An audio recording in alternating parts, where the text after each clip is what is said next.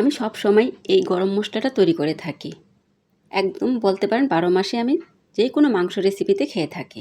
এই গরম মশলাটা তৈরি করার জন্য আমি দারচিনি নিয়েছি, বড় এলাচ, ছোট এলাচ, জয়ফল, জয়ত্রী, লং, স্টার মশলা, গোলমরিচ। এগুলো আমি পরিমাণ মতো দিয়েছি। দারচিনি 3 ভাগ দিয়েছি আর সব মশলা মিলিয়ে 1 ভাগ দিয়েছি। আর এগুলোকে জয়ফল বলে। আমি এখানে জয়ফল 2টা থেকে 3টা ব্যবহার করেছি, বড় এলাচ আর তেজপাতা 10 টাকার দিয়েছি।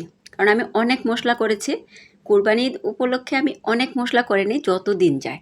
আর এইভাবে হালকা ভেজে নিয়ে যদি মশলাটা তৈরি করি 1 বছরও কিছু হবে না। মশলার ঘ্রাণ স্বাদ সব কিছুই ঠিক থাকবে। একটা কড়াই বসিয়ে দিলাম, তারপর দারচিনিগুলো দিয়ে দিয়েছি।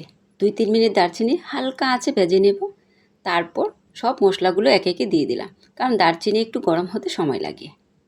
এগুলো চুলায় যতই গরম হবে হাতে ভাঙ্গা যাবে মশলাগুলো।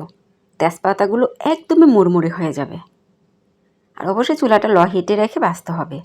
এত কালো করে ভাজার কোনো প্রয়োজন নেই। এভাবে ভাজতে ভাজতে ভাঙ্গা যাবে আর মুড়মুড়ে হয়ে যাবে। আমার এগুলো অর্ধেক ভাজা হয়ে গেছে। আর কিছুক্ষণ ভেজে নিলেই হলো। এভাবে মুড়মুড়ে করে ভেঙে যাবে সব কিছু।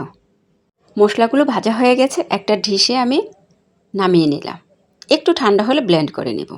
এই ধরনের গরম মশলা যেমন সাশ্রয়, তেমন মাংসে অন্য রকম একটা ফ্লেভার আসে, খেতে খুবই মজার হয়। আপনারা অল্প করে এভাবে গরম মশলা তৈরি করে দেখতে পারেন।